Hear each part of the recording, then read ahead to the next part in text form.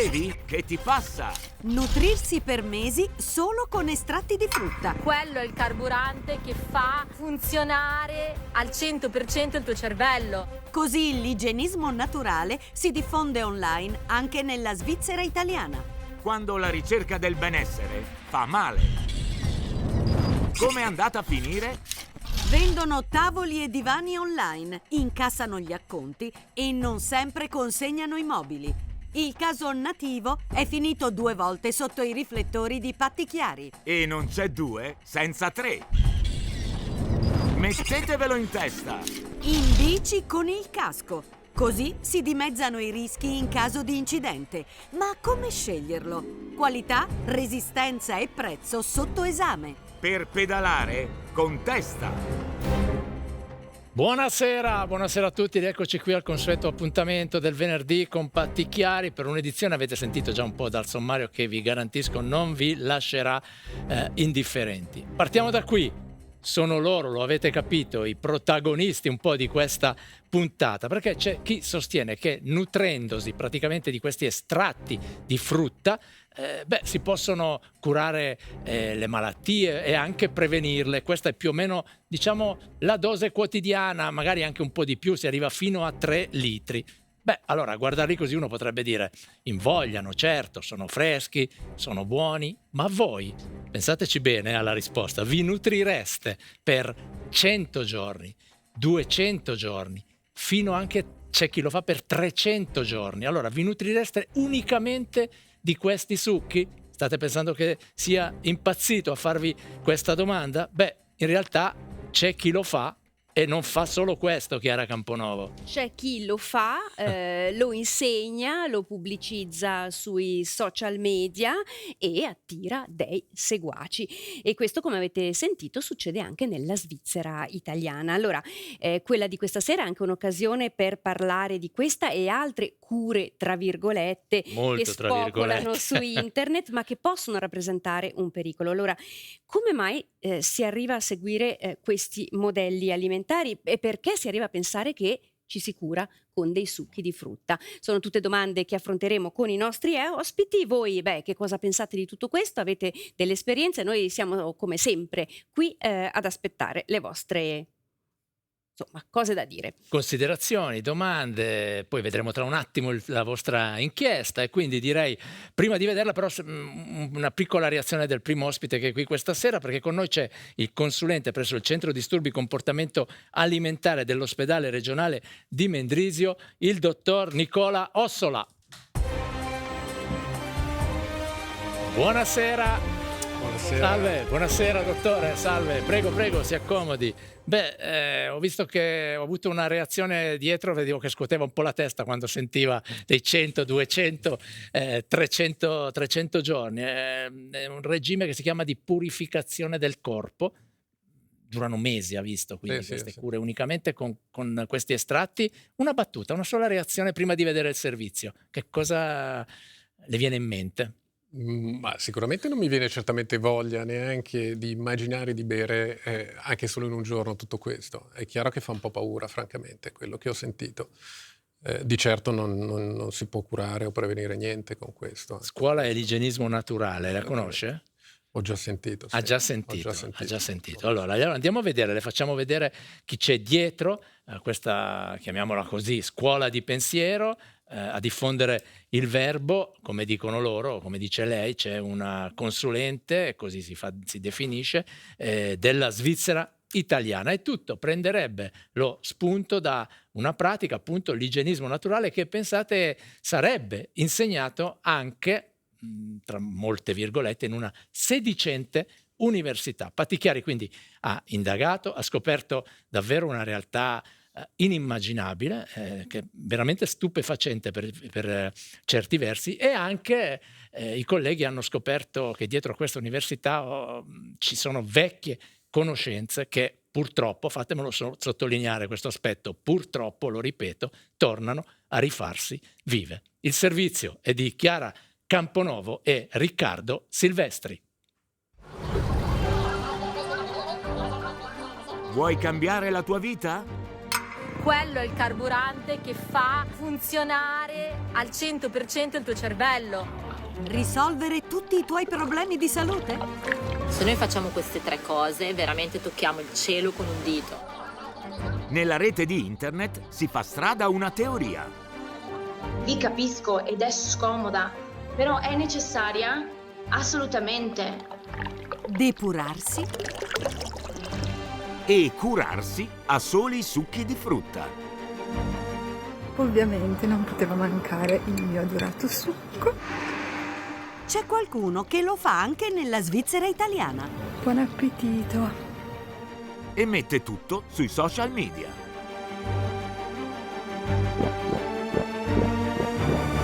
Ciao, sono Silvia Serena, sono un'igienista naturale e da 135 giorni mi alimento solo con succhi di frutta e verdura freschi. Igienista naturale. 135 giorni. Succhi di frutta e verdura. Noi vogliamo capire. E allora eccoci con Silvia. Io mi faccio circa 3 litri al giorno di succhi, tra spremuta e succhi, e sono sui 5 kg di frutta. E poi stiamo parlando di estratto. Estratto, quindi niente polpa. Già, qui della frutta si toglie praticamente tutto. Cioè, lei non ingerisce fibre. No, in questo momento no. I risultati? Tanta energia, tantissima, più lucidità mentale, un umore migliore e poi mi sono scomparsi tanti, neanche disturbi, insomma, fisici che avevo. Litri e litri di estratti per ritrovare la salute. Buongiorno, eccoci qua. Silvia non passa giorno senza postare novità sul suo percorso. Siamo live. Con lei c'è anche questa ragazza. L'olio io ho preso 40 Si definisce una psicologa fruttariana. eccetto poi le cose. Si è alimentata per 300 giorni a soli estratti di frutta. Pesa 34 kg per 1,53 m. Io che ho salvato la mia vita attraverso l'MDR, i succhi, la pulizia del colon. Però sono L'alimentazione liquida non basta. This part go into the anus. Si parla di ripetuti lavaggi del colon. Di feci depositate da anni nell'intestino che vanno assolutamente eliminate. Il colore nei rilasci più è scuro e più è roba vecchia che ci teniamo dentro da quando siamo bambini o addirittura che abbiamo ereditato dai nostri genitori. E ancora di vermi e parassiti di ogni tipo da far uscire dal corpo. Pensate lo schifo che ci portiamo dentro. Pulizia estrema per guarirsi. Il tutto non senza effetti collaterali. Qui c'è scritto: ho avuto nausea e vomito per alcune settimane, mentre il mio stomaco si autoguariva. Noi le chiamiamo crisi di guarigione o crisi eliminative. Se mi viene il vomito, la diarrea o un eritema, io gioisco, sono felice. Sono felice perché so che in quel momento lì il mio corpo sta eliminando qualcosa di dannoso e che poi starà meglio di prima. Comunque lei si sta guarendo, insomma. Io mi sto guarendo. È così? Sì. Io sto permettendo al mio corpo di guarirsi. E tutto questo in diretta social. Sempre, ogni giorno. Lei ha un controllo su quello che gli altri poi fanno? Beh, purtroppo no, quello penso che coi social nessuno mai possa avere controllo su niente. Sarà, ma qui stiamo parlando di salute. Ma questo non le pone un problema anche un po' etico? No, non la vivo come una problematica etica. Io cerco di diffondere il verbo, chi è pronto a riceverlo bene e gli altri pazienza. Però cerco di far passare il messaggio che non sono percorsi da intraprendere in autonomia se non si ha un bagaglio di conoscenza alle spalle e quindi di farsi seguire da persone esperte. Esperte come lei. Ecco, alla fine sono venuti proprio 2 litri. Silvia dice di essere una consulente specializzata A pagamento. e con diploma universitario. Libera Ilford Università Science University, di sì. Scienze della Salute Naturale. Esatto. È diplomata. Sì. Un anno. 10 lezioni in presenza. Ha un Sì, diploma che si chiama? Diploma di igienista naturale. Diploma sì. di igienista. A prima vista sembra una cosa molto seria. Alla base di tutto c'è l'igienismo. Corrente della naturopatia che incoraggia pratiche di detox, digiuni e semidigiuni per eliminare le tossine e guarire. A questo punto cerchiamo di capire meglio. Dove si trova questo istituto tanto rivoluzionario? Dovrebbe essere a Imola. Noi però non vediamo nulla. La cosa migliore è andare a vedere di persona. Sicuramente troveremo qualcuno.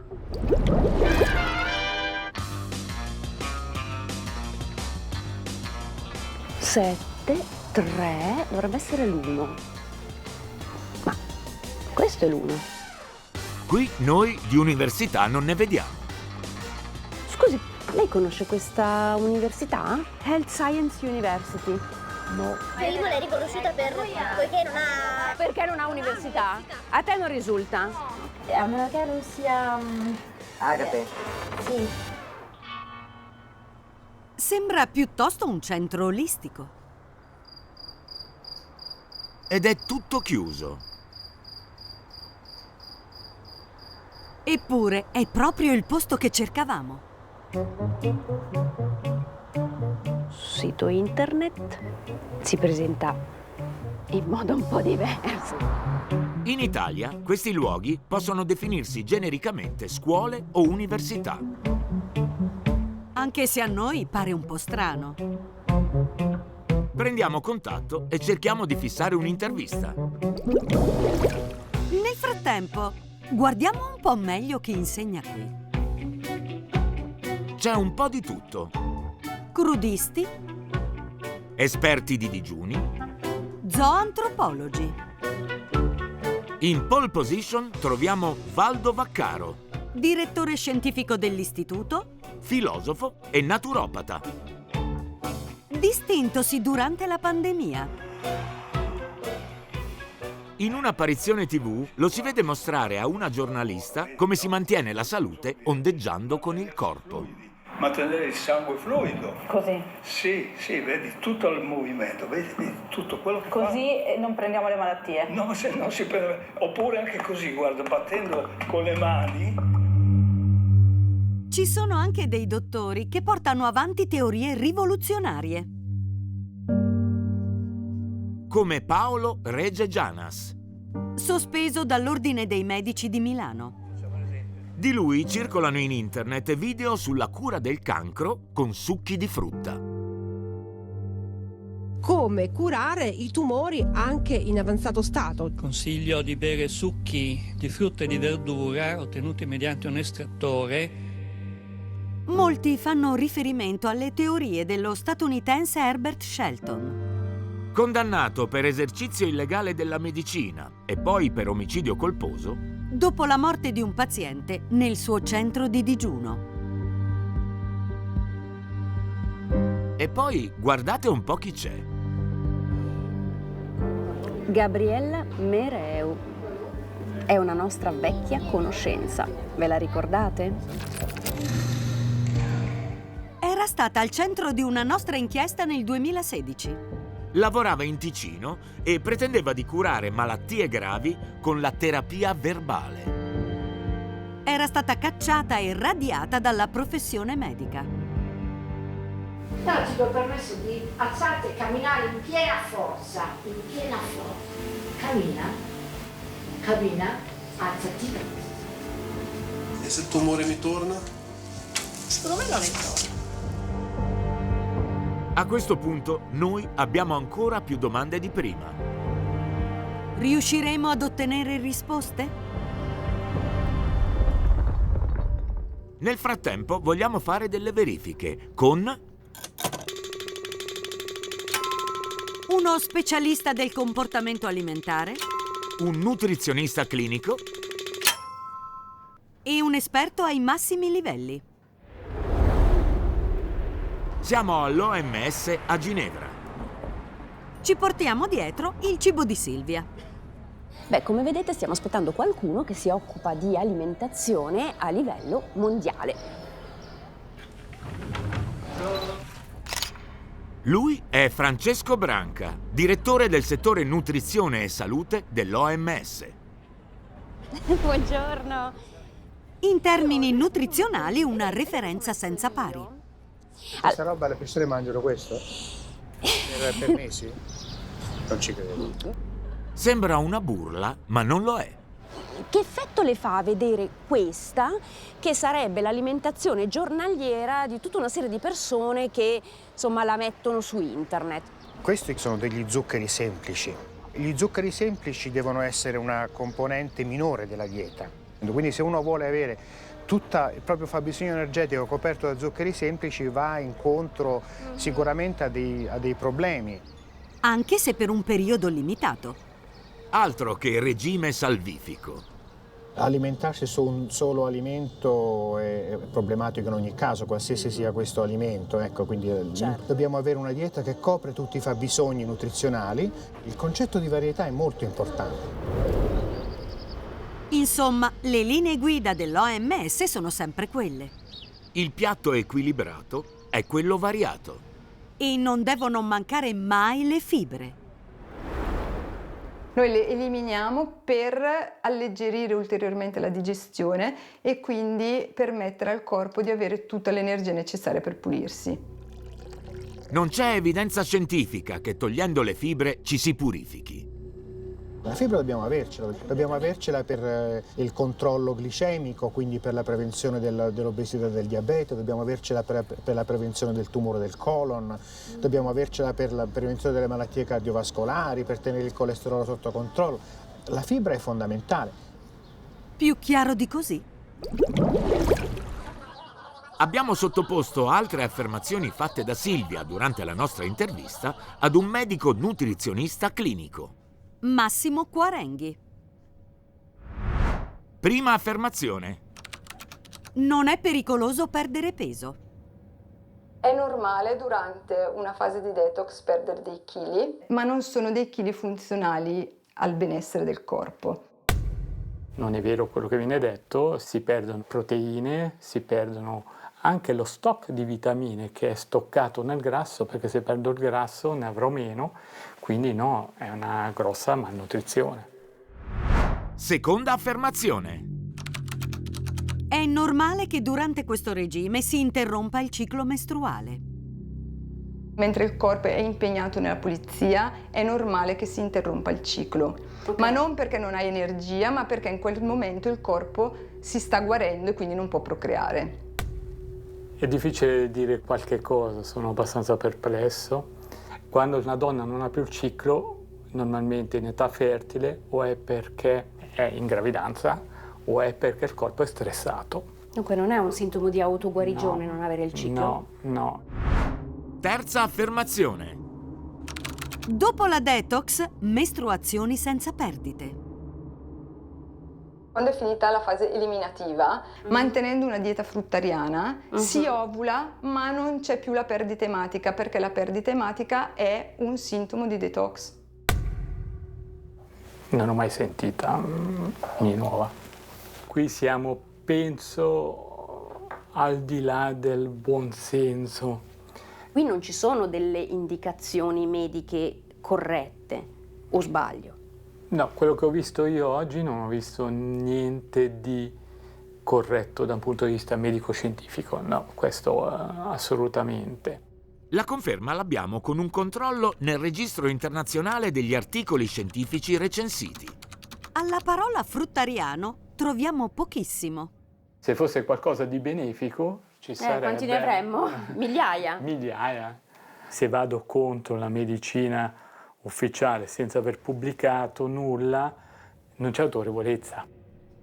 Il poco di scientifico che c'è non è rassicurante. È questo una causa di una demenza grave di un paziente che è diventato fruttariano. Questo è un problema su un diabete tipo 1. Questo è un blocco intestinale. Vi aspetto sabato alle 14 sulla mia pagina. Intanto però il verbo di Silvia sui succhi continua ad essere diffuso. Buon appetito. Giusto per farle capire. Noi mostriamo alcuni video di seguaci di questi digiuni a un esperto di disturbi del comportamento alimentare.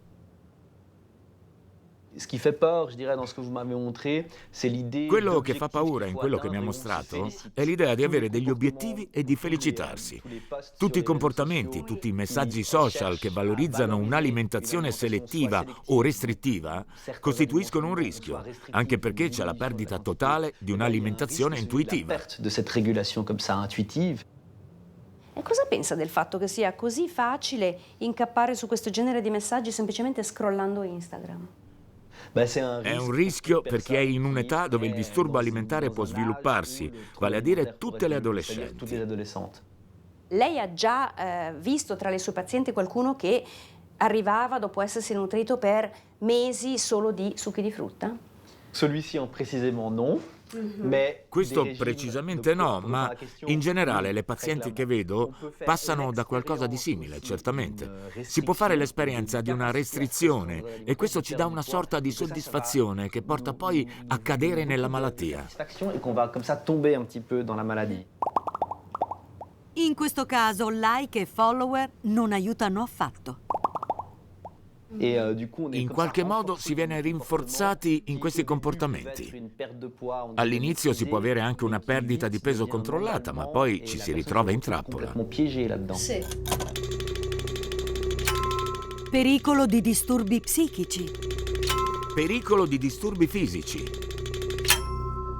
Nessuna base scientifica sull'utilità di questi regimi prolungati. E allora andiamo a chiedere all'università dove si è formata la nostra coach. Vediamo un po'.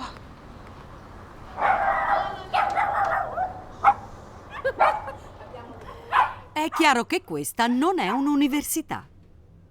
Noi veniamo subito al dunque. Mostriamo i video di Silvia. E colpo di scena.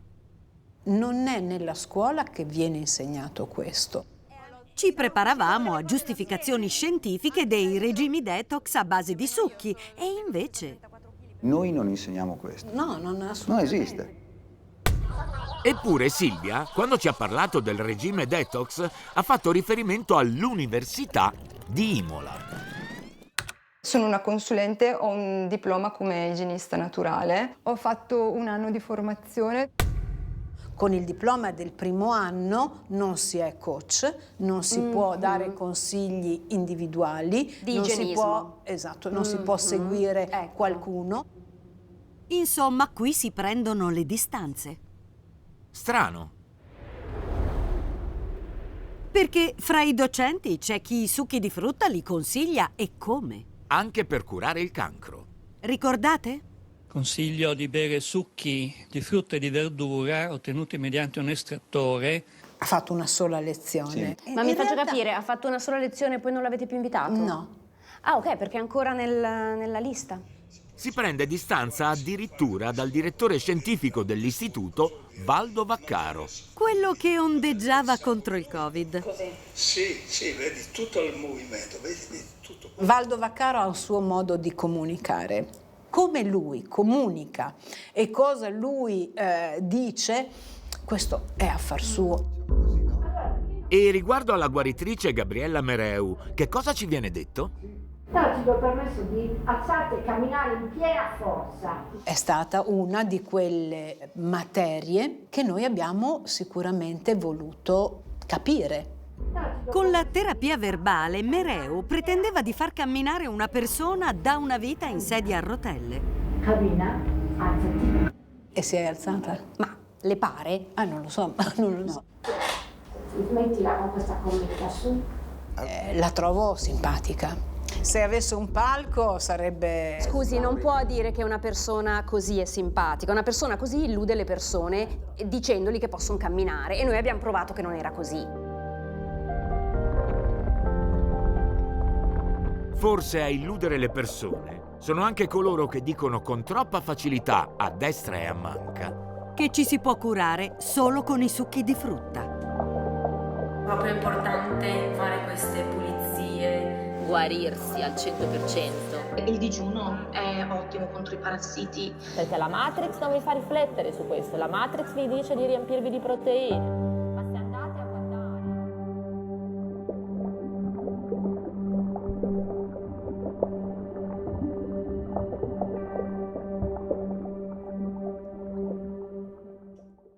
Beh, avete visto, ce n'è davvero quanto basta per sollevare molte domande e interrogativi su queste pratiche, su quello che viene detto, su come vengono pubblicizzate, su le scuole, ripeto tra molte virgolette, dove vengono insegnate queste pratiche da personaggi veramente molto discutibili. Allora, partiamo proprio allora da questo aspetto, dal corso di formazione universitario, come lo definiscono, seguito dalla nostra consulente ticinese che ci ha scritto, Chiara Camponovo. Sì, ha voluto precisare alcune cose.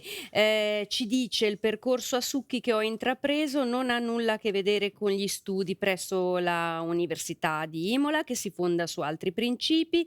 Mi sono rifatta protocolli naturopatici americani, non avendo trovato dopo 11 anni una soluzione definitiva ai miei problemi di salute nei protocolli strettamente igienisti e ovviamente, dice, nemmeno nella medicina tradizionale.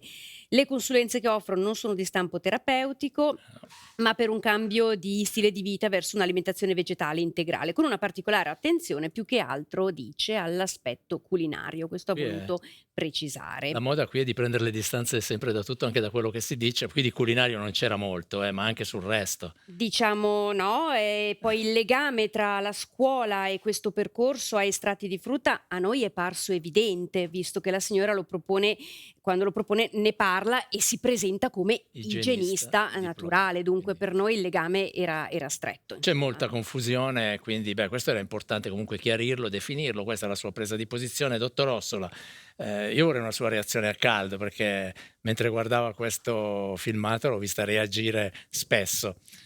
Sì, ammetto che sono rimasto veramente colpito da questo filmato.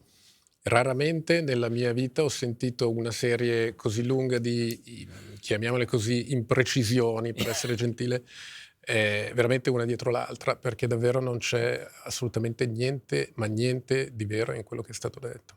La cosa assurda è che queste informazioni circolano in rete e vengono captate, recepite, no? Da tante persone magari anche fragili. Infatti questa è la cosa naturalmente più pericolosa, e questo naturalmente il potere dei social, che portano chiaramente a un pubblico molto vasto, e soprattutto le persone fragili possono cadere in questi, chiamiamole, non dico trucchi, ma in queste abitudini veramente molto pericolose. Ma voi nella sua posizione le intercetta situazioni come queste, diciamo problemi, tendenze alimentari un po' alternative e pericolose anche? Assolutamente sì, cioè noi vediamo purtroppo la conseguenza finale, che poi non sono altro che i disturbi del comportamento alimentare. E possono proprio partire da situazioni di questo tipo, o magari persone che si affacciano a un sito internet, seguono qualche consiglio di questo tipo e facilmente possono cadere in un circolo che li porta in una restrizione calorica e in disturbo del comportamento alimentare vero e proprio. Noi vediamo purtroppo la fase finale di queste malattie. Una battuta che mi ha colpito, questo fatto di pensare che si curano, si prevengono le malattie con questa pulizia interiore, ma fisica, certo. Non una pulizia interiore della mente, ma diciamo il caso di una di queste persone, non la consulente ticinese, che fa i video, si vanta di aver fatto 450 pulizie del colon in 300 giorni. Cioè, ma ha un senso, c'è qualcosa, perché è vero che meno batteri abbiamo, si parla, no, spesso del macrobiota intestinale, ma... No, è un'assurdità totale proprio. Il microbiota intestinale è qualcosa che si conosce molto importante. In realtà l'equilibrio del microbiota ci protegge dalle malattie.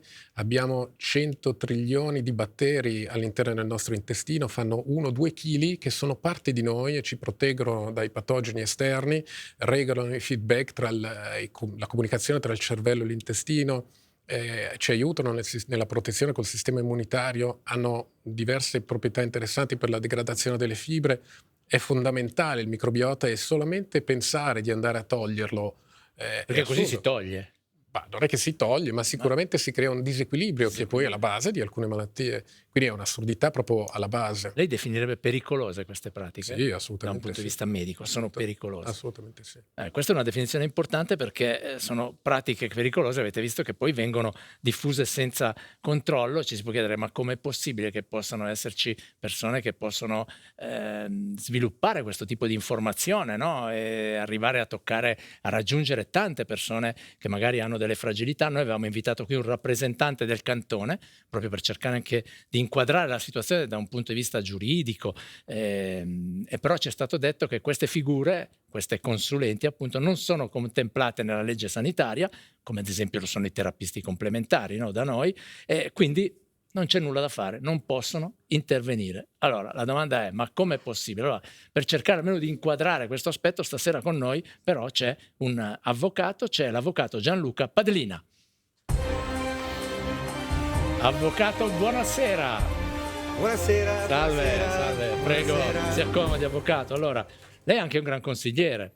Sì. Perché in tutta questa storia c'è anche un aspetto politico, no? Perché in fondo la politica può intervenire per limitare, ridurre, bloccare determinati comportamenti, informazioni sbagliate. Adesso forse non si potrà fare in questo caso specifico, ma è anche un vostro ruolo prevenire. Allora io volevo chiedergli prima di tutto se quello che lei ha sentito qui può essere, visto che questa coach opera dal Ticino, un problema di salute pubblica o no. Allora, premesso che non prenderò posizione sul caso concreto perché non ne conosco sufficientemente i dettagli, però possiamo fare delle considerazioni generali interessanti.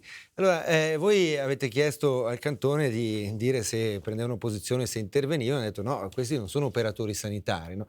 È chiaro che spesse volte nella storia ci si è trovati confrontati con fenomeni nuovi e quindi per fenomeni nuovi non posso pensare di avere già la risposta scritta da qualche parte, no? E quanto abbiamo visto questa sera, a mio modo di vedere, ne è un esempio molto lampante.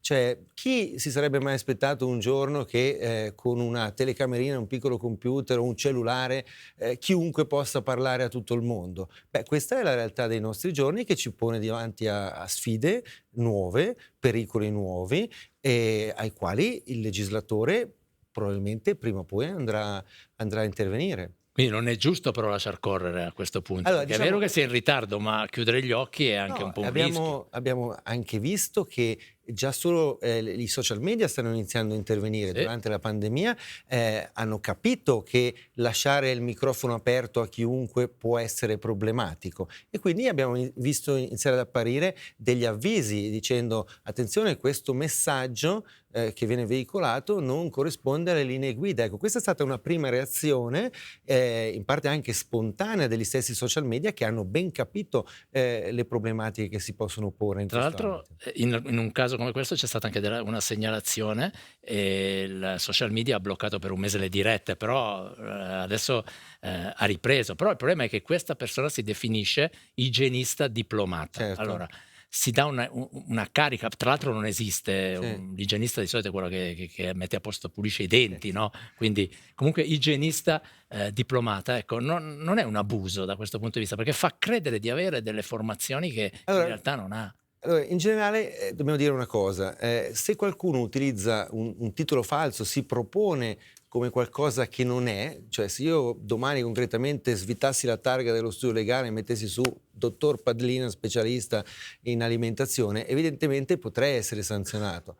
C'è tutta una serie di fattispecie che possono essere realizzate da chi si comporta in questo modo. Se invece io prendo la videocamera e inizio a dire che sono il guru internazionale della costina, è chiaro che non vado a violare assolutamente nulla. No? È chiaro che qui più ci si avvicina e più si crea l'equivoco, più la situazione può diventare spinosa. Questo lo vedo, e dopo è chiaro che gli strumenti che abbiamo attualmente possono magari andare a sanzionare, però al termine di un'inchiesta lunga e laboriosa dove si va veramente a sviscerare cosa viene detto, cosa non viene detto, e dopo è una valutazione, una ponderazione del singolo caso. Ma secondo lei andrebbe segnalato al medico cantonale, che forse lo sa già, non lo so, come cittadino lo farebbe, come medico? Ma adesso il caso specifico anch'io non saprei. Sicuramente vanno segnalati i casi di operatori sanitari, e mi riferisco anche a medici, perché ci sono medici che fanno francamente attività abbastanza vicine a queste, ma non solo medici, quindi anche attività di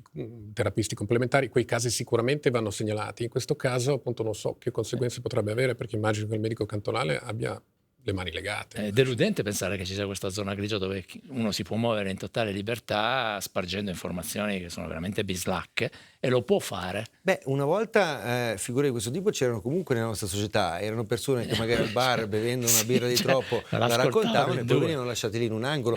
Torno a dire, qui il fenomeno è sul banco degli imputati, più che i singoli casi dovrebbe andarci un po' il sistema nel suo insieme. È lì che secondo me occorre riflettere, cioè questo discorso di poter veramente diffondere qualsiasi messaggio in maniera incontrollata a chiunque è problematico, soprattutto se può andare a influenzare persone deboli, giovani, eccetera, eccetera. D'altro lato è chiaro che abbiamo anche da ponderare la libertà d'espressione, anche quella non va dimenticata. Quindi capisce bene che per il legislatore sono temi difficili da affrontare questi. Lei auspica un intervento però della politica in questo senso, allora, da politico. Diciamo che è importante monitorare il fenomeno. È chiaro che nel momento in cui dovessimo assistere a veramente una diffusione incontrollata con conseguenze sulla salute, quello evidentemente sarebbe il momento di intervenire. Se rimangono fenomeni marginali e si riesce attraverso trasmissioni come questa a spiegare che se io mi rivolgo a qualcuno, ascolto qualcuno, devo chiedermi chi è, devo dire se ha un titolo, lo devo andare a vedere. Ecco. Queste sono questioni magari anche di cultura che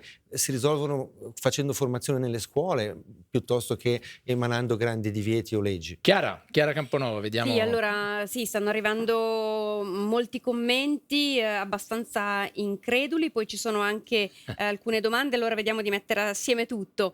Qualcuno dice: quando vuoi trovare conferme sui social le trovi sempre, se vuoi credere che bevendo succhi dimagrirai o ti guarirai, cercherai finché troverai qualcuno che ti dice è vero, io l'ho fatto e funziona.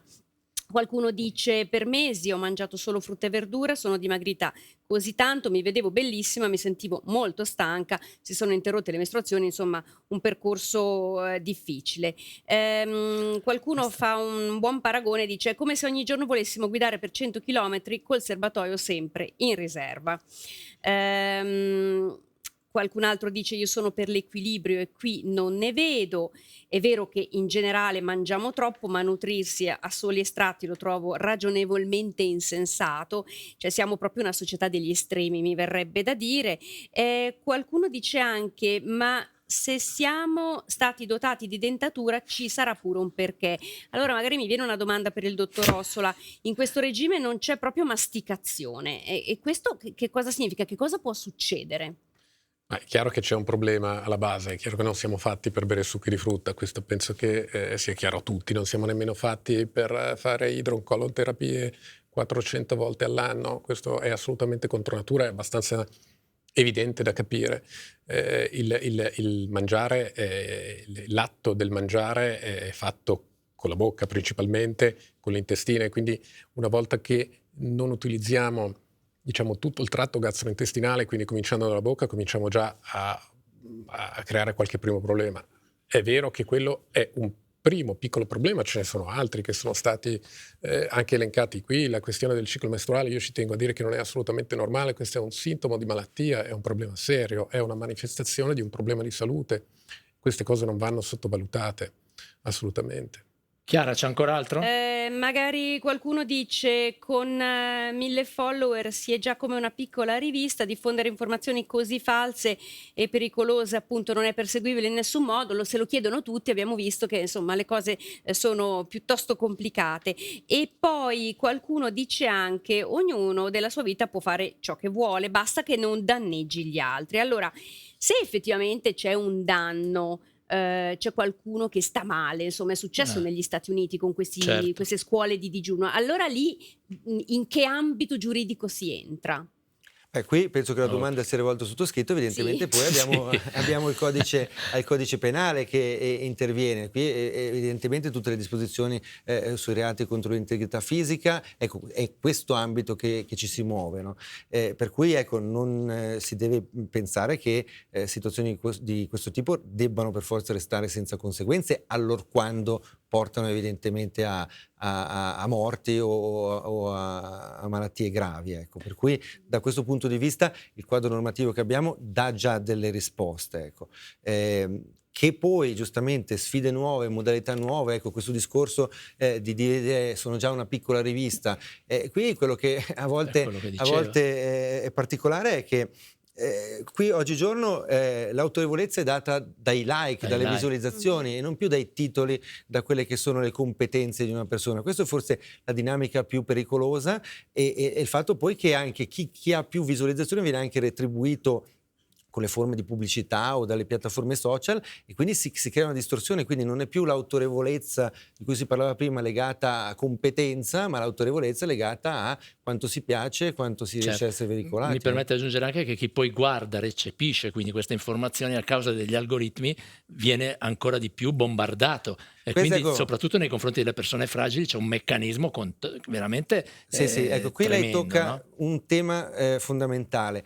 Questo discorso per cui i social media ci propongono in continuazione quello che più ci piace e ci, tra virgolette, spiano, vedono quanto tempo noi ci fermiamo su un'immagine, capendo che questa ci piace, quanto tempo guardiamo un video e continuano a riproporci. Qui abbiamo queste dinamiche delle ragazzine che vedevano messaggi di corpi magrissimi e continuano a guardarle.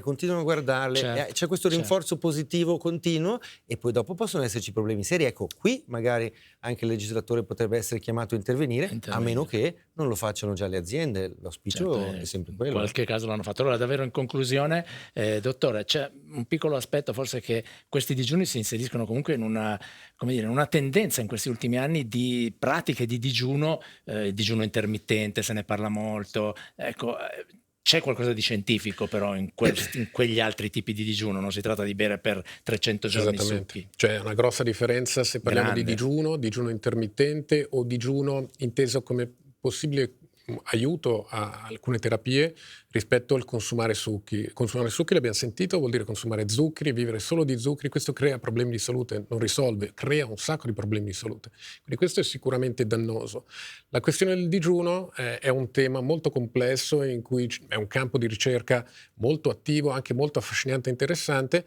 Non abbiamo ancora completamente capito tutto quanto, ma sicuramente è qualcosa che nei prossimi anni ci darà qualcosina in più. Sappiamo che il digiuno intermittente è stato studiato per alcune patologie metaboliche, il diabete, l'obesità, qualche risultato c'è, però francamente non si può ancora dire che sia una soluzione, ma parliamo di veramente qualcos'altro, ha niente a che vedere con quello che c'è un lavoro scientifico dietro, comunque una ricerca, esattamente questa è la grande differenza. Io vorrei chiudere qui proprio sottolineando questo aspetto, perché la scienza che un po' ci deve fare da barra, no? per seguire, noi diciamo loro diffondono il verbo, come diceva questa consulente, noi cerchiamo attraverso questa trasmissione, anche grazie al contributo dei nostri ospiti, di diffondere i principi della scienza. Speriamo di riuscirci ogni volta. Quindi davvero grazie per essere stati con noi questa sera. Adesso noi cambiamo tema.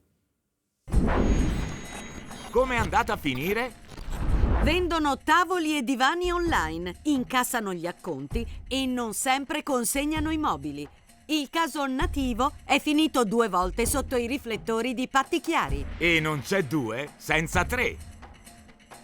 Torna la nostra rubrica Il Punto, che vuole un po' verificare come sono andate a finire le storie di tanti cittadini, consumatori che ci hanno segnalato le loro tribulazioni, che hanno raccontato le loro vicende a Patti Chiari. E stasera appunto torniamo, come l'avete sentito anche dal nostro lancio, a parlare di una ditta che è una vecchia conoscenza di Patti Chiari, una ditta svizzera di mobili che vengono acquistati anche tantissimo nella Svizzera italiana. Allora, cominciamo proprio da questo aspetto, vi raccontiamo che cosa è successo, come sono andate a finire le storie di tanti cittadini che hanno acquistato mobili da questa azienda, però lasciatemi anticiparvi già una cosa. Per la prima volta, perché è la terza volta che Pattichiari si occupa di questo tema, ebbene, per la prima volta il responsabile della ditta questa sera ha accettato il nostro invito. In questo momento è collegato e ci sta seguendo in diretta da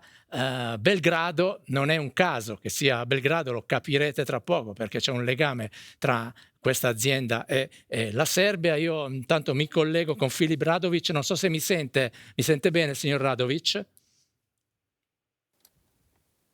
Yes, I can hear you, Sì, la sento. Allora, adesso le faremo vedere subito il documentario che abbiamo realizzato sulla sua azienda, però mi permetta di ricordare che proprio in questi giorni Belgrado è al centro di una vicenda che ha colpito l'opinione pubblica mondiale, dobbiamo dire, la strage avvenuta in una scuola causata da un 13enne. Ecco, non so, lei che aria si respira in questi giorni? Lei è lì a Belgrado e ci sono 3 giorni di lutto nazionale. Come vive la città? Lo sente lei? Sente lei questa dramma nell'aria che si respira?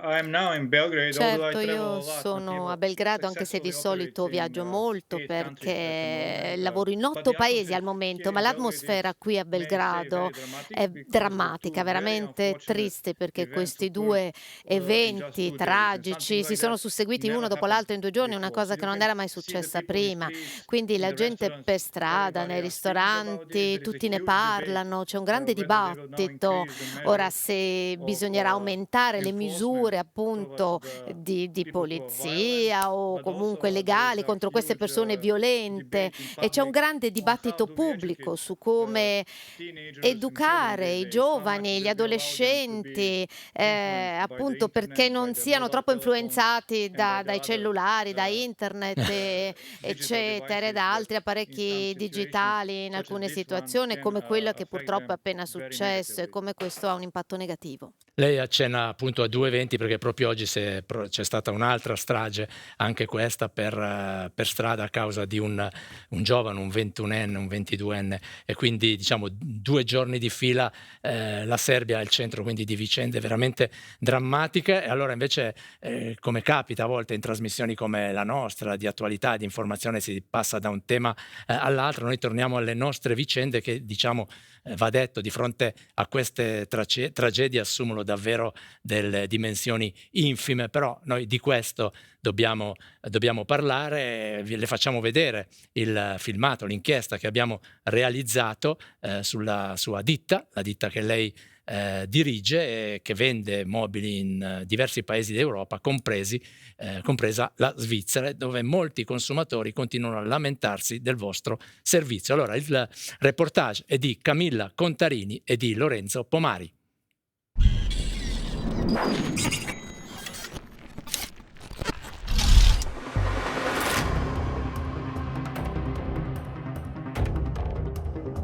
La ditta non mi sembra particolarmente solida dal punto di vista finanziario. Questo è la cosa più scandalosa di tutte, perché comunque siamo in Svizzera, dove non ti aspetti che ti possano accadere queste cose. Il sospetto è legittimo perché questo è un comportamento raro. A suscitare tanto scalpore è una nostra vecchia conoscenza. Vi ricordate? Aveva un sito luccicante. Sconti accattivanti. E prometteva qualità svizzera. Parliamo della Nativo di Regensdorf. Hanno scritto... Nel 2019 Adisa era stata una loro cliente. Sì, poi quando l'ho attaccata... Ho comprato questo tavolino, ve lo faccio vedere. Questo qui che mi interessava molto, appunto la forma, la struttura particolare. È stato poi consegnato? Mai. Quel mobile Adisa lo aveva acquistato online. Sul logo del sito campeggiava la scritta Switzerland. Sinonimo di qualità e affidabilità. Eppure, dopo quasi 3 mesi, del tavolino non c'era traccia. La Nativo Designer Möbel AG prometteva ma non consegnava mai. Adisa allora recise il contratto e pagò la penale del 30%. Ma attese invano anche il rimborso. Il motivo? O il tavolino era già stato prodotto, piuttosto che secondo il loro contratto non si poteva annullare, quando veramente non ci ho più visto, e quando mi hanno chiesto, come si vede qui nell'email, che io ancora gli devo 290 franchi che avevo già pagato. Adisa non era l'unica delusa. In passato altri avevano subito la stessa sorte. Indagando su Nativo ci imbattiamo in un nome ricorrente. Michael Babic. Nel 2019 era direttore della Nativo in Germania. In Svizzera però aveva alle spalle 2 fallimenti con altre aziende e un procedimento penale per cattiva gestione. Il buco lasciato? Più di 2 milioni di franchi. La tecnica era sempre la stessa. Apriva, deludeva clienti e consigli di amministrazione e si dimetteva prima che scadesse il mandato. Era una strategia affaristica contro i consumatori, che acquistavano mobili da qualche centinaio di franchi fino a 3-4 mila franchi. Considerati simili importi, si sa che nessuno decide di ricorrere alle vie legali per chiedere i soldi indietro. Una strategia affaristica attuata anche con Nativo, come raccontava un ex dipendente. I clienti ci chiedevano quando sarebbero arrivati i mobili. Michael Babic ci diceva di rispondere che sarebbero giunti la settimana successiva. Altri ci chiedevano la restituzione dei soldi, ma non conosco nessuno che sia stato rimborsato. Poi c'è anche un sito italiano. Ma cosa convinceva i clienti ad acquistare questi mobili? Esatto. La pubblicità. Sconti roboanti. Showroom scintillanti. Uno addirittura a Parigi.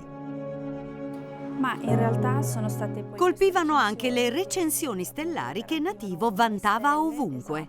Sì, molto bene, è scritto. Esatto, sì. 50.000 clienti in tutto il mondo. Sì, e sono proprio queste un pochino che mi hanno... L'hanno convinta Esatto. proprio ad acquistare perché ispirava fiducia, no? Un tipo di messaggio simile. Ma certo. 93% di clienti soddisfatti. Solo il 7% di reclami. Ma era davvero così?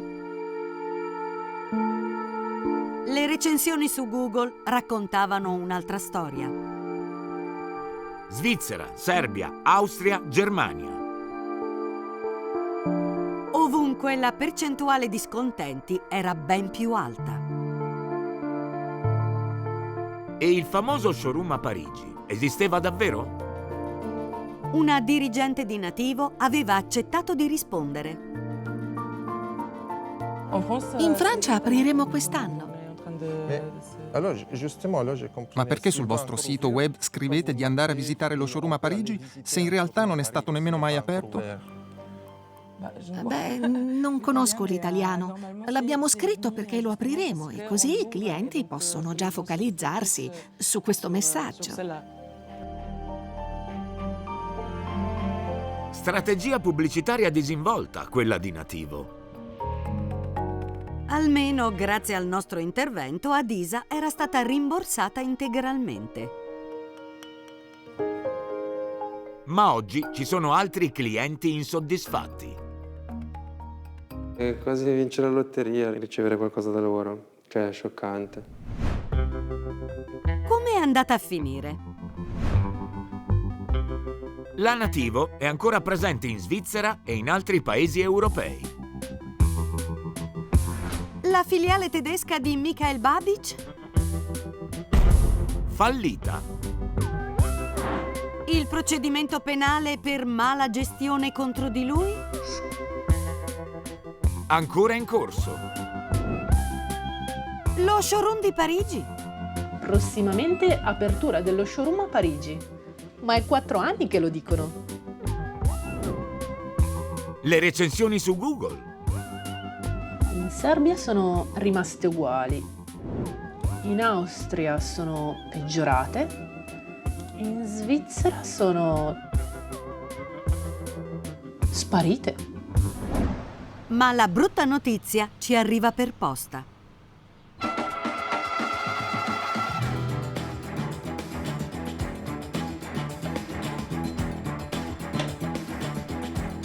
Ce la invia un telespettatore che chiede l'anonimato.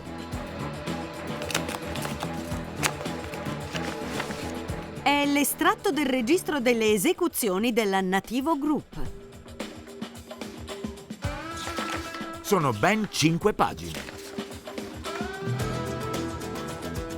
A febbraio 2023 la Nativo Group ha debiti per più di 150.000 franchi, accumulati in nemmeno 2 anni. Cos'altro ci dice questa lista?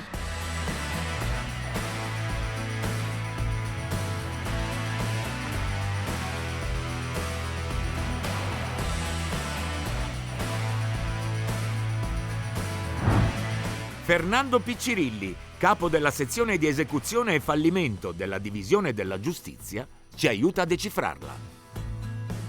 Ecco, la ditta non mi sembra particolarmente solida dal punto di vista finanziario.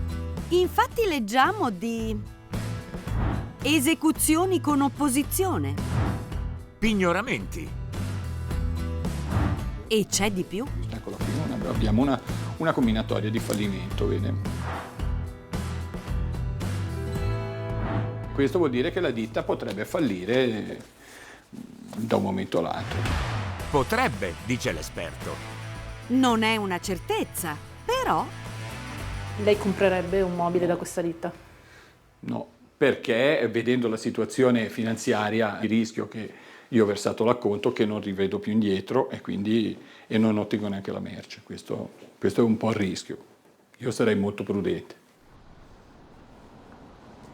Ma c'è anche un ticinese su questa lista. Andiamo a trovarlo.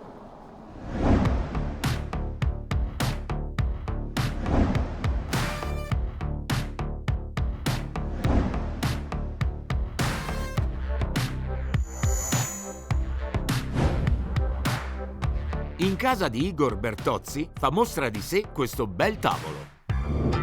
Che sia quello ordinato da Nativo? Non proprio. Eppure Igor ci aveva provato ad acquistare un tavolo dalla Nativo. L'aveva visto su Facebook. Ed era andato fino a Regensdorf per acquistarlo di persona. Prezzo? 1935 franchi. Nello showroom della ditta, però, l'ha scoperta. Il tavolo non è disponibile. Era simile a questo, in ceramica, e vedendone uno marrone, il signore ti dice possiamo comandarlo bianco, bastano 6 settimane, ci credi, non è che non c'è il tavolo, ti dice possiamo comandarlo, tu non vedi e dici boh, non lo so, ce n'è uno uguale di un altro colore. E invece il tavolo, pagato per intero, non arriva mai. Nativo posticipa la consegna in continuazione. Questo è la cosa più scandalosa di tutte, perché comunque siamo in Svizzera, comunque un paese dove non ti aspetti che ti possano accadere queste cose. Eh sì, perché la Svizzera è sinonimo di sicurezza e qualità. Per questo i prodotti Swiss Made vendono fra il 20 e il 50% in più. Nativo lo sa e lo ripete ovunque. Precisione svizzera. Qualità svizzera. Design svizzero brevettato. Nativo Switzerland. Ma tra gli slogan altisonanti ammettono la verità. Mobili prodotti in Europa. Chi lotta contro gli abusi dello Swiss Made non ha dubbi.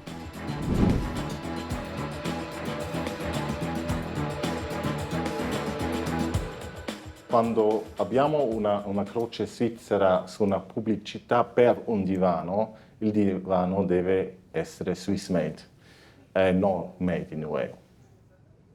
Il nome stesso Nativo Switzerland può essere ingannevole.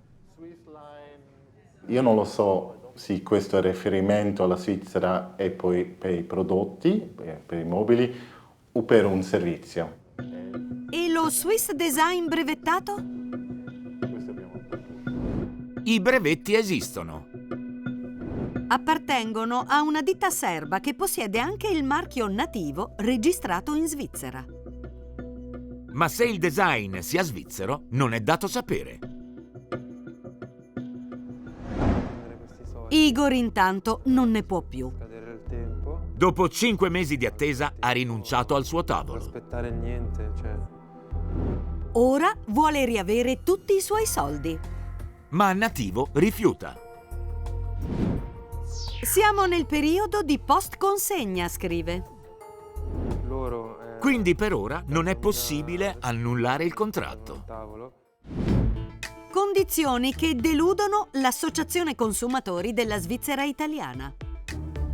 Se si leggono, queste condizioni sono brutte. Il contratto individuale di Igor Bertozzi stabilisce che il tavolo deve essere consegnato entro 6 settimane, nella peggiore delle ipotesi entro 12, però se si controlla sulle condizioni generali si scopre che addirittura questo termine può essere allungato fino a 6 mesi e dunque è un termine molto lungo, insolito. Il consumatore non pensa di dover aspettare così tanto. Una clausola che lederebbe il principio della buona fede sancito nella legge federale sulla concorrenza sleale. E per chi non legge tutte le direttive, le sorprese non sono finite. Queste foto ce le manda un cliente di Nativo. Il divano gli è stato lasciato in giardino. Nativo, infatti, non consegna i mobili dentro casa. Se non altro qui il divano è arrivato, anche se in ritardo di 2 settimane. Igor non è stato così fortunato. Continuavano a cambiare anche qua. Dopo più di 6 mesi, la Nativo Group promette finalmente di restituirgli i suoi soldi. Aspettavamo i soldi. L'hanno scritto? L'hanno anche scritto via email.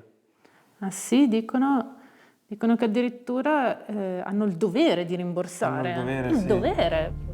Ma a 1 anno e mezzo dall'acquisto del tavolo, Igor non ha ricevuto nemmeno un centesimo. Ci abbiamo sperato, abbiamo continuamente aspettato. Siamo anche stati presi un po' per i fondelli. Igor Bertozzi ha passato l'incarto alla sua protezione giuridica, che ha emesso un precetto esecutivo. La Nativo Group però l'ha contestato. Continuare la battaglia ora costerebbe tempo e soldi. Se io non pago l'affitto mi buttano fuori di casa. Loro adesso sono 2 anni che mi devono il tavolo, sono ancora aperti, possono ancora fare quello che vogliono. È la cosa più scioccante. Eh sì, la Nativo è sempre lì. Vende i suoi mobili in Svizzera da più di 10 anni. Ma guardando i contratti scopriamo che non si tratta sempre della stessa Nativo. Igor Bertozzi ha acquistato i suoi mobili dalla Nativo Group GmbH. Ma Adisa nel 2019 li aveva comprati dalla Nativo Designer Möbel AG. Sono 2 ditte diverse.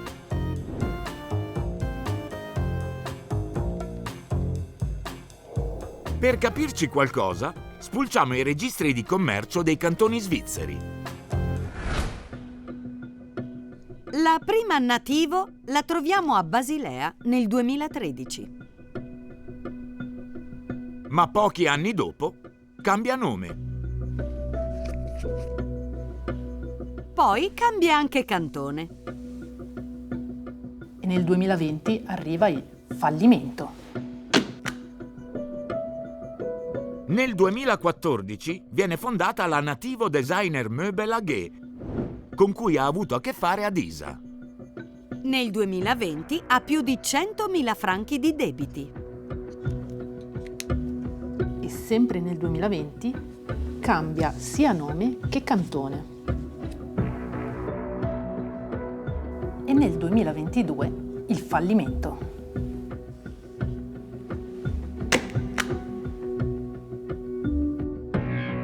La Nativo Group GmbH, Da cui Igor ha comprato il tavolo, è del 2020.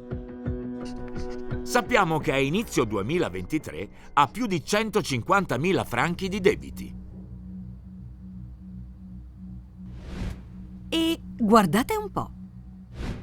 L'anno scorso, nel sito della Nativo, è spuntata la N Furniture Online.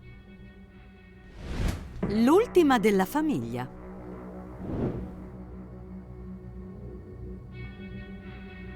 Fallimenti, debiti, 4 Nativo in 10 anni. Ma è normale? Ci serve un esperto.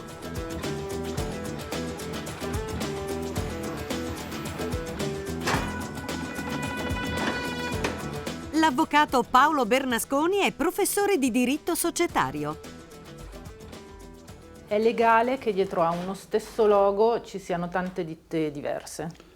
Certo, è legale e non dà luogo a nessun controllo da parte dell'autorità. Eppure, anche questa volta, nessun dubbio. Lei comprerebbe un mobile da questa ditta? No, sicuramente laddove ci sono dei sospetti, il consumatore o la consumatrice non si muove più. Il sospetto è legittimo perché questo è un comportamento raro. Chi ha costituito una ditta con un bel marchio se lo tiene stretto, no? Difatti abbiamo la pubblicità dove si dice da 125 anni, da 75 anni, no? Qui invece si fa esattamente il contrario, no? E non si dice ovviamente da 6 mesi, da 1 anno, da 2 anni perché sarebbe allarmante, no? Sarebbe il campanello d'allarme. E non è tutto. Abbiamo scoperto che anche in Germania e in Austria è un susseguirsi di Nativo aperte e chiuse. Se abbiamo una situazione di una volta, 2 volte, ma lei mi sta dicendo c'è un caso in cui è in Svizzera, è in Germania, è in Austria, è in altri paesi, allora evidentemente è sistematico. L'ultima Nativo della famiglia è la N Furniture Online. Fingiamo di acquistare un divano. Basta lo screenshot del preventivo E si può accedere all'estratto delle esecuzioni dell'azienda fondata a maggio 2022. ed ecco cosa scopriamo. A gennaio la N Furniture Online ha già ricevuto un precetto esecutivo per 8.500 franchi. Come inizio non è dei migliori. Insomma, ci risiamo? Cosa devono aspettarsi i clienti della Nativo Group? Igor Bertozzi rivedrà i suoi soldi?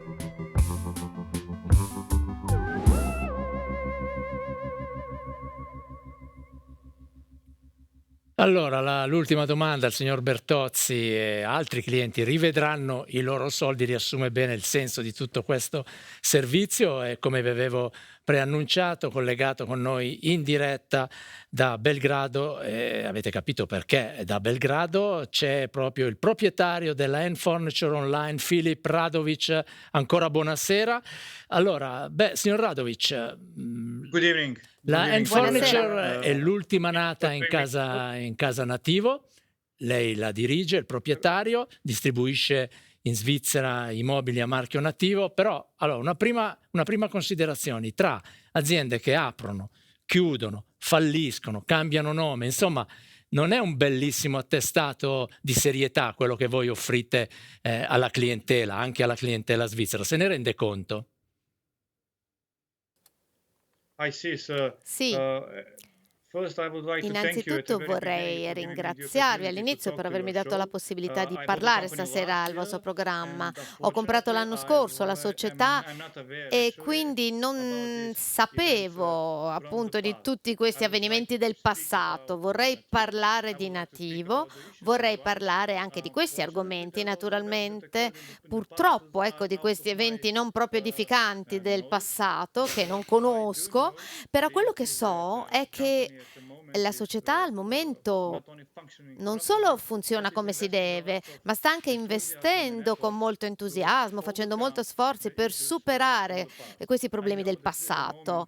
Al momento non ci sono conseguenze legali, ma sicuramente ci sono delle conseguenze morali.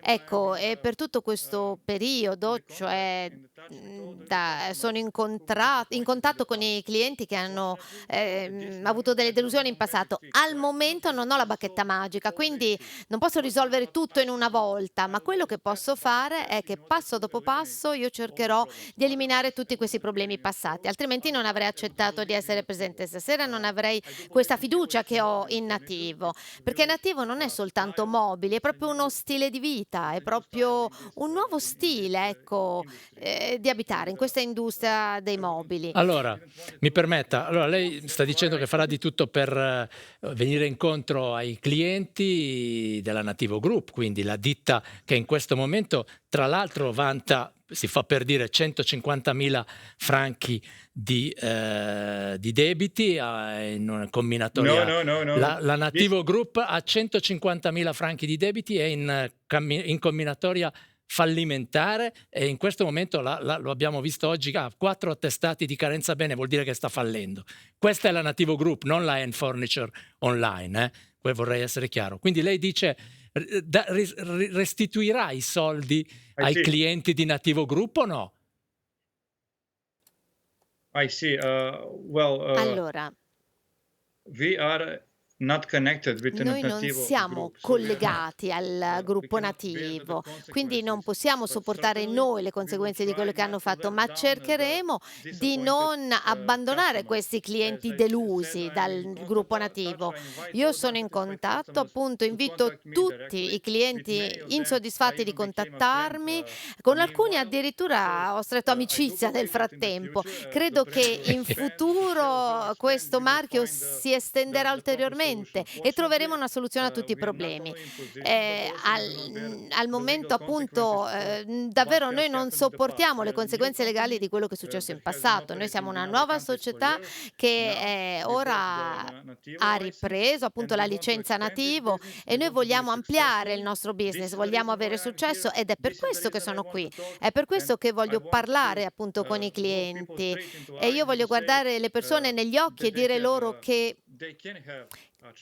devono fidarsi, possono riconquistare fiducia in noi e noi dimostreremo loro la nostra responsabilità che ci siamo assunti e poi dimostreremo anche un'altra cosa, cioè che noi facciamo affari come si fa in Svizzera. Allora, lei dice di volersi assumere comunque, di essere comunque un'entità diversa da Nativo Group, però nello stesso tempo di voler venire incontro ai clienti. Allora, come fa a fare le due cose? Cioè, restituirà o no questi soldi? Perché a qualcuno ha tentato anche, ha dato dei buoni, per esempio, ad altri no. Addirittura vi siete opposti anche al signor Bertozzi, che ha chiesto di poter riavere i suoi soldi che gli avevate promesso, che la Nativo Group gli aveva promesso, vi ha fatto un precetto esecutivo e avete ricorso contro il precetto esecutivo. Questo non dà l'idea che si voglia restituire e venire incontro ai clienti che hanno subito i danni da Nativo Group. Not at all. No, non è così. I disagree with that. Non sono d'accordo. Io non ho mai parlato con questo signore. La prima cosa che farò lunedì è contattarlo, parlare del suo problema. Sicuramente non è un cliente della nostra società, ripeto, era un cliente del gruppo Nativo che noi abbiamo ripreso, ma voglio parlargli, voglio analizzare le varie possibilità, cioè di andargli incontro, come possiamo superare questo problema. Senta, tra l'altro lei dice che la situazione della vostra società adesso è salda. Allora, lei l'ha presa un anno fa in mano, negli ultimi 2 mesi ci sono abbiamo accennato nel servizio un primo precetto esecutivo a marzo, ad aprile se ne è aggiunto un secondo, siamo a 11.000 franchi, precetti esecutivi contro la End Furniture, quindi l'azienda che lei dirige. Allora, ci risiamo, nel senso anche Nativo Group iniziò così e poi ha accumulato 150.000 franchi di debito e sta fallendo. Allora, come si spiegano già 2 precetti esecutivi? Uno tra l'altro anche da parte degli uffici dell'AVS. Posso spiegarmi? Quando si riprende un marchio, noi abbiamo ripreso anche il negozio di Regensdorf che non andava molto bene e questo è il motivo di questi debiti. E nel frattempo abbiamo chiuso questo punto vendita e abbiamo trovato un nuovo partner, quindi noi in Svizzera abbiamo un altro licenziatario e ci sono stati dei malintesi, ma sicuramente questo verrà risolto nel futuro. Sono molto fiero perché ora ci sono dei clienti sulla lista d'attesa che hanno aspettato i mobili per molto tempo e ora ricevono questi prodotti finalmente. Stiamo migliorando non solo la fornitura ma anche il servizio clientela e abbiamo anche questo design eccezionale che attira nuovi clienti. Senta, tra l'altro questo è un dettaglio ma non da poco, Nativo Group risulta ancora sul vostro sito, nella parte in italiano, c'è scritto ancora chi entra nel sito dalla Svizzera italiana, nella pagina quindi in italiano, scritta in italiano, si fa ancora riferimento a Nativo Group. Allora, come mai? Come si può dire che lei non c'entra? Lo stiamo proprio vedendo adesso sul nostro grande schermo. Sì, lo vedo, anzi purtroppo me ne ero già accorto, ma l'ho sentito dal suo giornalista, sì, è stato cancellato e purtroppo questo è rimasto nella parte italiana, in quella francese, in quella tedesca l'abbiamo cancellato, lo faremo anche per l'italiano. Allora, vediamo se da casa arriva qualche telefonata magari di qualcuno che aspetta i suoi mobili. Allora, diciamo che è arrivata la storia di qualcuno che l'ha ricevuti 2 volte. Addirittura? Sì, qualcuno che dice: io ho ricevuto un tavolino dopo 2 mesi che ho ritirato dal magazzino come da accordo al momento dell'ordine online e nel mese di ottobre ho ricevuto lo stesso articolo a domicilio. Ho detto che potevano riprenderselo, ma insomma non è stato possibile, dunque c'è 2 tavolini. Siete generosi a volte, c'è chi non riceve nulla e chi ne riceve 2, Non so se vuole commentare, se no andiamo avanti. C'è qualcos'altro? Allora, diciamo che allora sì, anche lì c'è stato un malinteso, immagino, sì. Certo. Cosa posso dire? Insomma, è raro ma non est, ecco. Sì, va bene, ma perseverare è diabolico, dice il resto del proverbio. Va benissimo. Chiara. Sì, e poi ha ragione, certo, ed è per questo che ora non ci saranno più errori. Guarda che si sta esponendo Davvero. molto, si sta esponendo molto. Va bene. Attenzione perché siamo lì a guardare. Diciamo c'è anche qualcuno che... Dica, dopo posso andiamo dire, avanti. sì? Dica questa cosa e poi andiamo avanti ancora con le domande. Vuole aggiungere? Sì, volevo dire che è questo il motivo per il quale che sono così grato di avermi dato la possibilità di parlare ai nostri clienti nella vostra trasmissione. Lo so che avete fatto vedere questi esempi negativi, però io voglio dire che ci sono intanto anche migliaia di clienti soddisfatti anche in passato. Ora, dopo la vostra trasmissione, ho visto questi errori appunto dei quali non ero a conoscenza, che però quello che so è che io non faccio così, non lavoro così e quindi ora mi impegnerò al 100% e in alcuni paesi abbiamo migliorato le forniture, in 4 settimane riusciamo a fornire, è una cosa che succederà anche in Svizzera al più presto. Lo si spera, ora, lo speriamo. per tutti questi paesi la Svizzera era problematica a causa appunto di questo showroom a Regensdorf che non funzionava e non era redditizio e creava questi danni. Chiara, Ma aspetti adesso. Ma diciamo Chiara. Direi anche semplicemente la segnalazione che avevamo avuto di questo telespettatore che ha ricevuto un buono anziché i soldi. Allora, com'è che si aiutano le persone che hanno avuto dei problemi con dei buoni invece che con dei soldi? So this is something Sì, what is, questa how would I say, the instant measure. se When vogliamo some è una customers, misura così transitoria, così especially from the istantanea se previous vogliamo, companies being soprattutto appunto that we della bought, ditta di prima they quando addressed avevano the issue at comprato a very qualcosa che non beginning. avevano mai Now we are ricevuto, not ci avevano able to contattato return e the non funds, but riuscivamo what we can a do is we can rifondere give questi free soldi, voucher, ma we can potevamo prepare dare some appunto present, un we can organize buono, even a dei meeting regali or o trovarci con any questi other clienti, any other activity. If it is appunto possible qualcosa per to cercare di be andarsi set up in order to incontro e di overcome the issue. sistemare la situazione.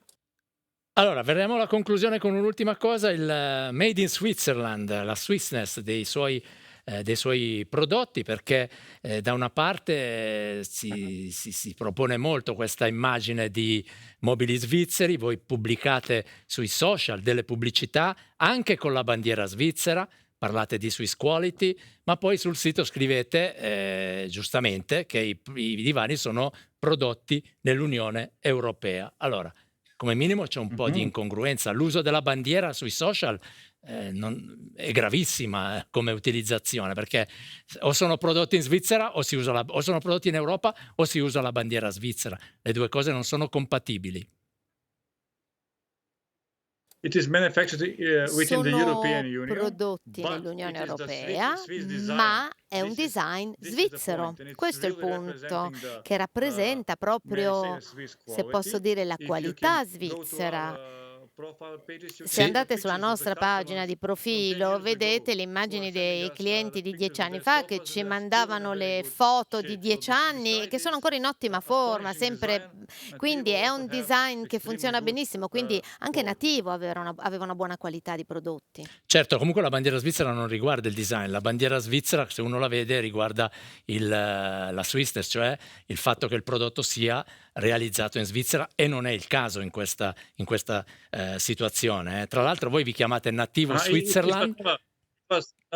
Dica. It was never meant to be like No, that. no, So no, no, what non I'm era così che saying si when it intendeva. Quello says che voglio dire è Swiss che quality, quando si dice which means qualità it's a Swiss svizzera, brand, it's a significa Swiss che è un design, marchio svizzero, che è un perhaps design this was svizzero, from the legal e perspective quindi a dal punto di mistake vista that legale magari è certainly stato un will errore questo tipo di now I learned about this in affermazione. your show as well, Ora, will anche certainly questo l'ho appena be imparata da lei stasera, però removed. But anche questo magari la guaranteed it is the toglieremo. highest quality. Però voglio solo dire Bene. che sono prodotti di alta qualità.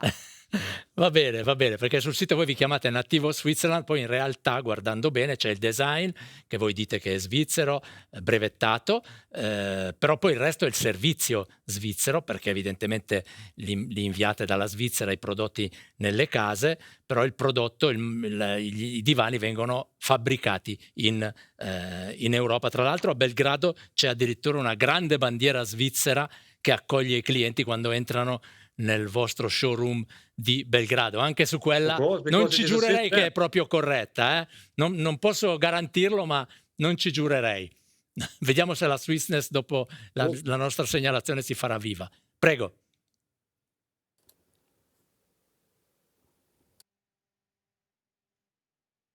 Prego, non so se è caduta la linea, mi Yes, sente? so the No, thing is no, that certo, ma il when it says fatto a Swiss è living, che quando si dice il modo di vivere it was svizzero inspired by the other è brands who are ispirato Va bene.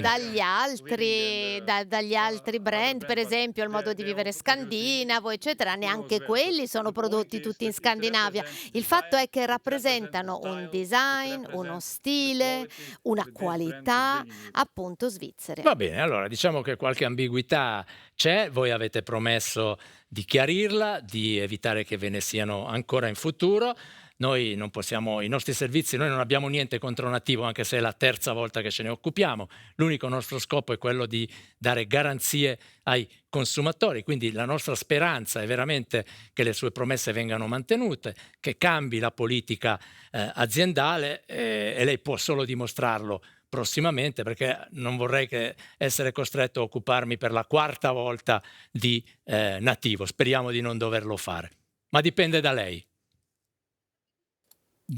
Before I thank you, Prima di ringraziarla di nuovo, grazie mille per avermi ospitato, vorrei dire che molte società hanno avuto problemi, quindi, ma non sono collegati con Nativo come marchio, erano entità legali separate. Adesso noi siamo proprietari del marchio e lavoreremo in maniera corretta. Vi prometto sin dall'inizio che la qualità, l'entusiasmo, la responsabilità e l'affidabilità saranno i nostri punti di forza.